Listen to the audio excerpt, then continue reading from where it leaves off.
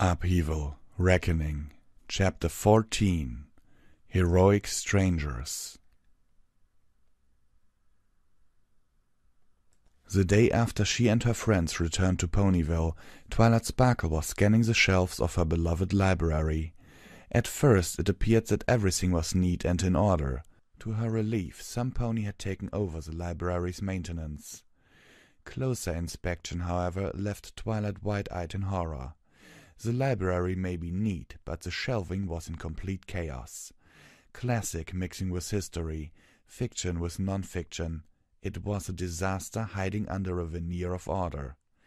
She grabbed hold of every book in sight with her telekinesis and dropped them on the floor.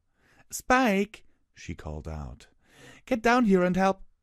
She stopped. There was no Spike sleeping upstairs to wake up and ask for assistance. Though Twilight had agreed because Spike had felt so strongly about it, she still wasn't fine with his decision. He had tried something like that before, and he gained nothing from being around dragons. Why would a half-dragon be any different? Remembering Spike's absence only served to make the library seem even emptier. Twilight considered setting aside reshelving by herself and going over to see her friends. However, Applejack and Rarity were spending time with their families. She would only feel like an intruder if she cut in on that time. Pinkie Pie and Fluttershy were also spending time with what were basically their adopted families. That left Rainbow Dash, who looked uncomfortable all throughout yesterday. Perhaps she could use some company. Twilight replaced the books without any attention to their order, then prepared to head out. She paused when she opened the door. Traveling to Canterlot to see her family was also an option. It would ease the loneliness she felt. Besides, today was Princess Celestia's and Prince Terado's address. She could go there and help out. Which might be exactly what Black Rose wanted. Twilight peered outside her door, suddenly aware of an enemy she had nearly pushed to the sidelines because of Nightmare Moon and Pyre Valor. Black Rose was out there. It was Black Rose's sun that now covered the village with its early morning rays. She could already have agents running around the heartland this very moment. She might even be in the village in disguise. It would be so easy for her to abduct some ponies and replace him or her. Twilight felt unprepared. She didn't even bring her mage coat, and none of her friends had come in barding. They were unprepared and surrounded by loved ones should an attack suddenly come. Twilight shook her head and headed out. If she started thinking that, she would soon be suspecting every pony of being either Black Rose or a pawn of Black Rose. And all of this because the Black Alicorn had actually succeeded in making sunlight ominous. Morning always started with a hearty breakfast in Sweet Apple Acres. With the harvest done and the first snow already falling, breakfast was heartier and livelier than ever. That was also due in no small part to the return of the Apple family's lost daughter. Applejack sat at the center of the veritable feast. After the big dinner last night, she reminded herself to show a little restraint, to make sure her barding still fit by the time she returned to her duties. "Then I tried again, and a bunch of them actually fell," Applebloom said. "Ain't that right, Big Mac?" "Yup," the red stallion replied. "I can't believe I wasn't around to see my little sister buck her first apple tree," Applejack said. "I'm mighty proud of you, Applebloom." Applejack grinned and ruffled her sister's mane. She grabbed a slice of apple cobbler and finished it with a few swift bites, washing down the sweetness with a couple of gulps of cider. All the while she was careful not to spill anything on the chain she still had wrapped around her neck. After weeks of D-grade winter moss and water, having so many apples in one sitting was utter paradise. "Why, AJ, you're done?" Big Macintosh asked. Applejack looked at her clean plate. Had she taken too little? No, she recalled filling it with food before settling down. She considered filling the plate up again so she could keep pace with her family, but she was already feeling full. "I guess I am." The others were barely halfway through their dishes. Applejack then realized that she had been eating as she did back with the Legion, with a strict time limit and an officer watching if they were delaying. She was chowing down her plate quickly and efficiently all throughout Apple Bloom's story and was done by the time her sister reached the end. She needed to start up a conversation as an excuse to remain at the table. "By the way, Granny, I was planning on looking through some of our family records for today," she said. Granny Smith looked vacantly ahead of her for a while before she perked up. "Huh?" she asked. "Oh, records. You know where the family albums are?" "I was hoping we had ones that go back longer than those." Granny Smith tapped her chin with a hoof for a while. "Longer than those, huh? Just how long are you gone back?" Applejack thought carefully for a moment. Apple Slice was the last great apple who stayed behind while the rest of the apples moved into the heartland. That would be around 1,000 years or so. "About 1,000 years back," she said. She felt her heart sink when she actually said the words. There was no way that they'd have records going back that far. "Silly filly, we don't have albums that go back that far. They didn't have photos back then." Applejack lowered her gaze. "I think we have a bunch of scrolls that might have something. You know, us apples stay close to our roots, and best way to do that's to make sure every pony's accounted for." Applejack brightened. "Great," she said. "I really want to find out about some, Pony." "Well, I'll have you know that I know a lot about the apples of old. Which one are you looking for?" "A pony called Apple Slice." Granny Smith nearly choked on a bit of apple when she heard the name. "Apple Slice, you say?" she asked. "Do you know him, Granny?" Applejack asked. She leaned on the table eagerly. "Who's this Apple Slice, and why do you want to find out so much about him, AJ?" Apple Bloom asked. Though Big Macintosh said nothing, he looked on curiously. "Not personally, of course," Granny Smith replied. "My great-grandpa told me the story of Apple Slice, and his great-grandpa was the one who told him. It's an old, old story, that one." With the siblings finished, Granny Smith led all of them to their living room, where the old family albums were kept. She looked around aimlessly for a while. "Now, where was it again? Pony feathers, I keep forgetting. Oh!" She fiddled with the walls until one section slid to its side, revealing a small shelf-like place.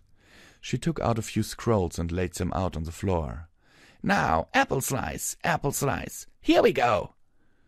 Applejack followed her grandmother's hoof as the old mare traced a path from one apple to another. The scrolls were impressive. There had to be hundreds of apples listed in there, each one connected to the rest like a branch from a massive apple tree. Eventually she spotted Apple Slice. At once she noticed two things. The first was that the name was quite close to the very beginning of the family tree. The second was that the name wasn't attached to anything. "Here he is," Granny Smith said. "The one bad apple, Apple Slice." "Why is he just floating there?" Apple Bloom asked. "Ain't he related to any pony? How can he be an apple and not be related to any pony?" "What do you mean by the one bad apple?" Applejack added.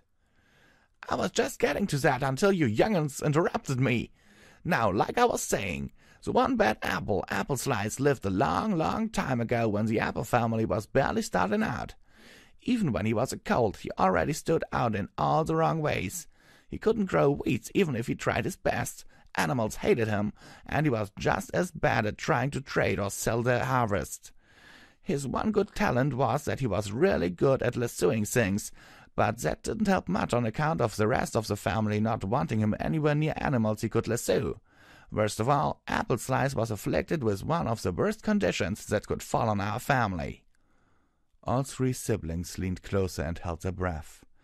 Granny Smith gave them a foreboding look in return and paused for dramatic effect. "He was allergic to apples." Apple Bloom gasped and Big Macintosh shuddered. Even Applejack felt a twinge of horror at the thought of being unable to be anywhere near apples. "It's true," Granny Smith said. "The poor stallion couldn't even touch a single peel without breaking out in hives. Now, being left out does strange things to a pony, and Apple Slice was no exception. He started to blame and hate the apple family for the things he couldn't do until, one day, he just went plump crazy. According to his brother Apple Peel, Apple Slice lassoed every apple tree he could find and ripped them from the ground, ruining that year's harvest. He then lassoed his family's house and tore it in half." "He must have been awful strong to do all that," Apple Bloom remarked. Big Macintosh nodded. Or have a magic lasso, Applejack mumbled. Did you say something, Applejack? Granny Smith asked. Nothing. What happens then? Oh, he didn't stop there. Apple Slice turned on the family in a rampage. He even attacked his own power, Apple Core. Granny Smith shook her head sadly. Apple turning on Apple. Ain't nothing more tragic than that. After that, he disappeared, never to be seen again. The family cast him out. His name appears on this scroll so every pony can remember that he existed, but he ain't connected to the tree because of what he did. Applejack tacked on the chain around her neck. But that doesn't make any sense. She brightened briefly. Maybe there's more than one pony called Apple Slice. I mean, there can't be only one Apple Slice this long list of ponies. I don't know, Granny Smith replied. After this Apple Slice, no pony in the family dared to name their foals with that name. It's a bad omen naming your foal after the one bad apple. Why are you getting so upset, AJ? Apple Bloom asked. Because Apple Slice is supposed to be a hero. The Queen said that he died valiantly, and that Crackwell fellow said that Apple Slice did something really nice for his ancestor, so generations of his family made sure that Apple Slice's magic lasso returned to the Apple family. In the Barrier Lands, they call him the last great apple, because of all the heroic things he did. Wait, since the princess didn't want stories about Barrier Lands spreading through the heartland, the apples must have done some changing to it and— Applejack paused when she felt that her siblings were watching her. She looked up and cringed when her family's eyes all widened. Apple Slice a hero? Granny Smith asked. He had a magic lasso? Apple Bloom added.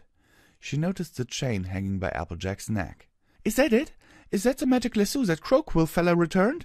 Can I try it out? Before Applejack could reply, Big Macintosh broke in. Hold on now. I don't know who this Queen is, but I think we apples know our kin best, even the bad ones. He looked at Applejack in disbelief. Are you honestly going to believe that some strangers from a faraway land over your kin? Well, And if that's his lasso around you like what Applebloom was asking about, I don't think you should be carrying it around, Big Macintosh said. I reckon it might be cursed. Applejack put her hoofs on the chain. It ain't cursed, she said. Why, it's mighty useful for what I'm doing in the Legion. Besides, I still don't like it, Big Macintosh said. Maybe you should keep it outside the house. I'm keeping it right where it is, Applejack said. Unless I should stay out of the house too. Hey now, Granny Smith said. No need to get your manes ruffled up. No, I'm really starting to worry about you, AJ, Big Macintosh said. I don't like the thought of them Legion types looking up to some pony who abandoned his family as a hero. Maybe it ain't right for you to be around them. Now just wait a pony-picking minute here, Applejack said. That ain't fair to the Legion, Big Macintosh. What ain't fair is them thinking that the one bad apple is the last great apple and making you fight for them for the rest of your life. No pony made me fight for the rest of my life, Applejack said between grit teeth. I didn't get drafted, I joined up. The Legion does good work, Big Macintosh. Just cause it ain't about apples doesn't mean that it's bad. If a lot of ponies in the Legion think Apple Slice is a hero, there has to be a good reason. There ain't a reason good enough to— Stop! Both Applejack and Big Macintosh fell silent at the loud cry from their youngest sibling. Applebloom was in tears by the time they noticed her. Stop fighting, please, she said between sniffles. Applejack only has 2 weeks to be with us, and I don't want to spend that time with the two of you being angry at each other. Your sister's right, you two, Granny Smith said. There ain't gonna be more apples fighting each other in this house, you hear? Applejack, what are you crouching like that for? It was then that Applejack realized that she had fallen into a low stance. She had all her hoofs on the floor, ready for a low charge to sweep the bigger enemy off his legs, just like she was taught during training. She righted herself quickly and guiltily. Hi, there's no need to cry, Applebloom, she said. Big Mac and I weren't really fighting. We were just expressing our ideas really loudly. Ain't that right, Big Mac? Yup, Big Macintosh replied. He moved closer to comfort the filly, giving the chain around Applejack's neck one more suspicious glance. I'm gonna take a walk, Applejack said. I need to cool off. The bolt flew from Rainbow Dash's crossbow and struck the makeshift bullseye just a couple of inches from the center. She clucked her tongue, loaded another one, and adjusted her aim. During this time of the morning, Rainbow Dash would normally still be fast asleep on a cloud around Ponyville. Normal times, however, had long since gone. Now she was by herself in a clearing at the very edge of the Everfree Forest, spending the morning practicing. She had been up almost at dawn, a habit she had to learn in Flight Redwing, and had proceeded to just wander aimlessly through the skies of Ponyville. The back of her mind would not stop nagging her about how she should be glad to be back, and that every minute of the 2 weeks she was given should be one heartwarming moment after another. The rest of her, however, seemed to be stuck on just waiting for the break to be over, so she could get back to doing her part towards protecting Equestria. She had flown over to Sugarcube Corner, Fluttershy's cottage, and even Carousel Boutique, but upon seeing her friends enjoying the time they had with their families, she couldn't bring herself to disturb them. The second bolt struck much closer to the bullseye. With a grin, Rainbow loaded a third bolt. She was glad now that she decided to bring her crossbow along for the return home. Target practice wasn't much, but it helped ease her mind a bit. At least she felt as if she was moving towards something useful. She looked towards the direction of Ponyville and, once again, thought about seeing the friends she had left behind. She knew every Pegasus in Ponyville and was friends with all of them. It should be easy to strike up a conversation, talk about good old days, tell them about her adventures in the Northern Barrier Land and all the ponies and creatures she encountered there. Yet she couldn't. Some kind of paralyzing apathy rooted her to the spot whenever she thought about doing that. Underneath the need to focus on the fights to come, she felt tainted, unworthy of going back to a life that she had willfully abandoned for a life in the Legion. She remembered what she had told Applejack about Candyhoof Chosen. She also remembered that, during her entire time in the Northern Barrier Land, she had missed nothing. She hadn't even paused for a moment to think about missing her home here in between fighting, training, and drinking. How could she now go back here and act like it was the most wonderful thing that had happened to her recently? "Hey, Rainbow Dash!" Rainbow Dash easily recognized the enthusiastic greeting. Sure enough, Scootaloo was running towards her excitedly. How the Pegasus filly had managed to find this spot was beyond her. "Hey, Pipsqueak," she said. "I was looking for you all over town. What are you doing all the way out here?" Rainbow finished reloading. "Just a little target practice," she replied. "Got to keep myself sharp, you know." Scootaloo managed to hold still while Rainbow took aim and fired. The bolt struck much farther than the first bolt. "Full of a nag," she said. "What was that?" Scootaloo asked. Rainbow clapped a hoof over her mouth. "Nothing," she said. "Nothing at all. Say, Pipsqueak, want to make yourself useful?" "Sure, Rainbow Dash. What do you want me to do?" "Go pull those bolts out of the target, will you?"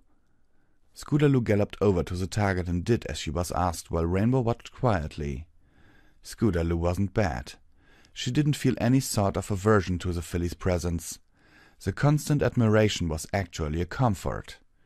Yesterday she had seen the hesitation on the faces of the other ponies from Ponyville when she and her friends arrived. There was gladness there, but she also saw the apprehension and knew that the villagers did not just see returning friends, but also as messengers of war. It wasn't so for Scootaloo, however. The filly still only looked at her as the same amazing Rainbow Dash. In fact, she probably saw Rainbow as having become even more amazing for taking part in a war to protect Equestria. Before Rainbow could continue to ponder that, however, Scootaloo had come back with the bolts grasped firmly with her teeth. Rainbow loaded and was about to take a shot when she looked at the filly with a smile. "Want to try?" she asked. "Would I?" Scootaloo sang out. Rainbow handed the crossbow over. As the weapon was still too big for Scootaloo, she stood behind the filly and held the weapon steady. "All right," she said. "You just keep your shoulders relaxed. Take aim. When you're ready, pull the firing lever." Scootaloo did as she was instructed and fired. Before Rainbow could see how the shot went, a sudden, familiar voice called from behind them. Rainbow nearly dropped the weapon when she saw who it was. "What are you two doing?" Twilight asked as she approached the two. She looked disapprovingly at Rainbow Dash, who hastily took the crossbow away from "Hey, Twilight, what are you doing all the way out here?" Rainbow asked. Twilight's expression softened a little as she turned her attention towards Rainbow's companion. Sorry, Scootaloo, I need to talk to Rainbow about something. Mind playing somewhere else for a while? Preferably somewhere not so close to the Everfree Forest. But Scootaloo looked to Rainbow for some support. Sorry, Pipsqueak, Rainbow said with a sheepish grin. I'll catch up with you later. Scootaloo kicked up a bit of dirt with a foreleg. Oh, full of a nag, she said before running off. What? Twilight looked at Scootaloo's distant figure first, then glared at her friend. Rainbow Dash! I didn't teach her that, Rainbow said. I accidentally said it and she picked it up on her own. Twilight shook her head. We're going to have a hard time getting her to unlearn that, if we can even do so. And if she spreads that to Applebloom and Sweetie Belle... Rainbow cringed inwardly, already imagining the looks on Applejack and Rarity. She made a mental note to talk to Scootaloo later. Anyway, she said, what about you, Twilight? Don't tell me that you were just taking a walk and found yourself all the way out here. I was looking for you, Twilight replied flatly. And you found me. Now what? Twilight frowned. You just looked really uncomfortable yesterday. Are you all right? How are you adjusting back here? I'm not, Rainbow replied. The frown softened. What do you mean? Twilight asked. Aren't you glad to be back here? Rainbow shook her head. The princess meant well when she asked the prince to send us here, Twilight, but I just don't think this is what we should be doing right now. This is our home, Rainbow. I know that, Rainbow snapped. It's not like I haven't tried feeling great about coming back. It's just that this place just doesn't feel like home anymore. She paced about, trying to get her thoughts into the right words. I mean, all our friends are still here, so are all the sights. I just don't understand what's missing. We spent about a month out in the Northern Barrier Land. How does a month change so much? It may have been only a month, Twilight replied, but we had to take in a lot during our time there. What's the matter, Rainbow? Didn't we join the Legion to protect our home? Did we? Rainbow asked. Tell me, if you had known that Princess Celestia would put down the barrier in a month and we wouldn't be banished anymore, would you have still joined the Legion? The question caught Twilight off guard. Well, I was so sure that the Northern Barrier Land was going to be our new home, Rainbow went on. I was even making fun of Applejack for not thinking that way. I don't know why, but it was so easy to make that change. Do you regret it now? Twilight asked. Regret what?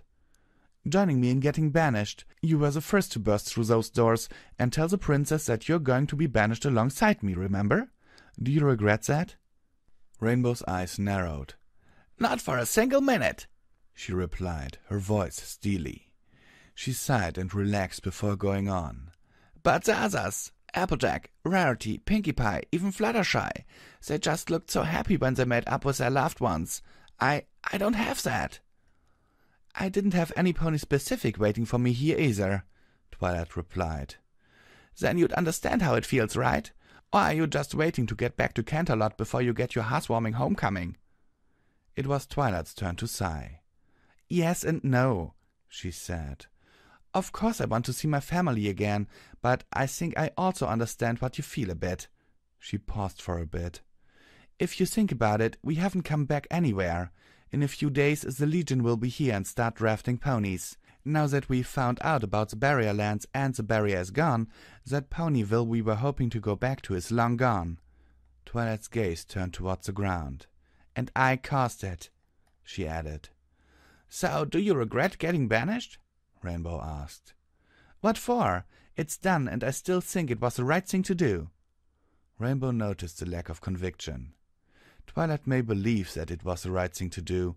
There was still room there for regret. So, what do we do about it? She asked.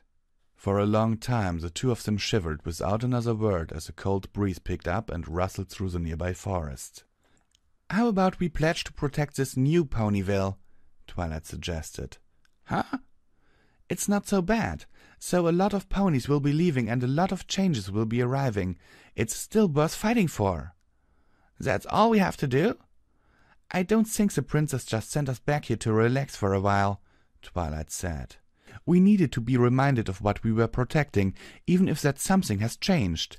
Maybe it's a way to get the elements back and working properly." "Maybe," Rainbow replied. She looked towards the direction of Ponyville. Perhaps there was something true in what Twilight was saying. She could reconcile her urgent need to get back to the fighting with the desire to make sure this place was safe. "I'll take that pledge," she said with a grin. "What's this about a pledge?" some pony called out. The two of them looked to where it had come from and found Applejack, Rarity, Fluttershy, and Pinkie Pie all walking towards them. "What are you two going about here?" Applejack asked. "I could ask you the same, Applejack," Twilight said. "I got to working for a while and decided to see how the others were doing," Applejack replied. "We saw Scootaloo and she told us about this place." "The truth to be told, I was also worried about how you were doing, Rainbow," Rarity said. Behind her, Pinkie Pie and Fluttershy nodded. "You did look a bit upset." "I'm feeling a little better now," Rainbow said. "Much better, actually." She laughed heartily. "I can't believe I had to drag all of you out here for that." The others followed suit and came together. All around them the wind continued to blow and fresh snow began to fall.